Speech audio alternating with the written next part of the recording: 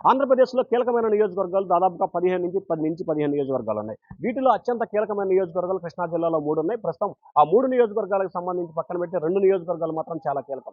Telugu Desam party యావత్తు కూడా ఆ 2 నియోజకవర్గాలపై ఫోకస్ పెట్టింది. ఇటు అధికార పార్టీ కూడా ఆ 2 నియోజకవర్గాలపై ఫోకస్ పెట్టింది. ఉమ్మడి కృష్ణా జిల్లాకు సంబంధించి 2 కీలకమైన నియోజకవర్గాలు, ఒకటి గన్నవరం, 2 గుడివాడ. ఈ 2 నియోజకవర్గాలకు సంబంధించి కూడా గతంలో తెలుగుదేశం పార్టీ నుంచి వైఎస్ఆర్‌సీపీలోకి వెళ్లిన ఇద్దరు నేతలు, వారిద్దరూ కూడా చంద్రబాబుపై, లోకేష్‌పై భువనేశ్వర్ తీవ్ర స్థాయిలో విమర్శల వర్షాన్ని గుప్పించారు.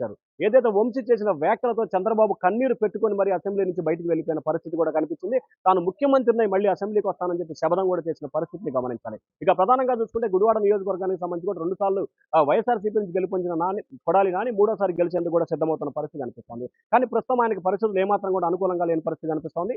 పోలింగ్ ప్రక్రియకి సంబంధించి కూడా ఆయన మధ్యాహ్నం 4 గంటల వరకు కూడా బయటికి రాని పరిస్థితిని ప్రధానంగా చర్చించాలి. ఏదైతే వైఎస్ఆర్‌సీపీకి సంబంధించిన నేతలు, కార్యకర్తలకి నాని ఏమాత్రం కూడా అందుబాటులో ఉండడు.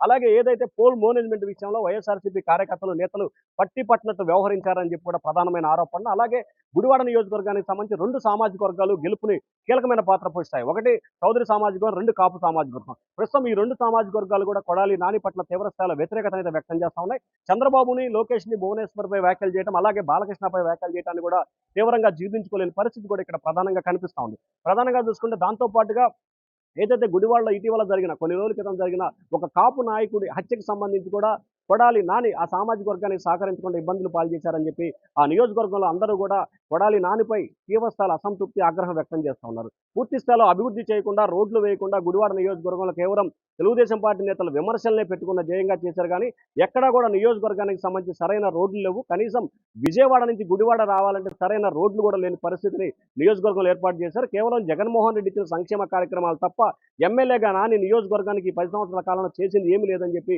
వారు తీవ్రస్థాయిలో విమర్శల వర్షాన్ని గుప్పిస్తున్నారు. ప్రస్తుతం నియోజకవర్గంలో నాని పరిస్థితి కొంత ఇబ్బందికరంగా మారింది. అలాగే వెనుగండ్ల రామయ్య మాత్రం నియోజకవర్గంలో దాదాపుగా 6 నెలల కాలంగా ప్రతి ఒక్క కార్యకర్తని, నాయకుడిని, అభిమానిని, అలాగే ప్రతి ఒక్క ఓటర్ని వ్యక్తిగతంగా కలుస్తూ కూడా ఆయన తమ వైపు తిప్పుకునే ప్రయత్నం చేశారు. ఒక దశలో గుడివాడ నానికి సంబంధించి కూడా పోటీ చేయను అని కూడా ప్రచారం జరిగిన స్థాయికి వెనుగండ్ల రాము తీసుకెళ్లిన పరిస్థితి కనిపిస్తా ఉంది. జూన్ 4వ తేదీన రాబోతున్న ఎన్నికల ఫలితాల్లో కొడాలి నానికి కొంత ఇబ్బందికర పరిస్థితులు ఏర్పడే అవకాశాలు అయితే కనిపిస్తున్నట్లు కూడా ఆ నియోజకవర్గంలో వైఎస్ఆర్‌సీపీ నేతలు, పరిశీలకులు అయితే కొంత ఆశాభావాన్ని అయితే వ్యక్తం చేస్తున్న పరిస్థితి అయితే కనిపిస్తా ఉంది. ఇక గన్నవరం నియోజకవర్గానికి సంబంధించి చూసుకుంటే కనుక గన్నవరం నియోజకవర్గంలో ప్రస్తుతం వీరిద్దరు కూడా చాలా మిత్రులు, క్లోజ్ సర్కిల్. ఇద్దరు కూడా జూనియర్ ఎన్టీఆర్‌కి సంబంధించి కూడా చేదోడు వాదోడుగా ఉన్న నేతలు వంశీ అలాగే నాని.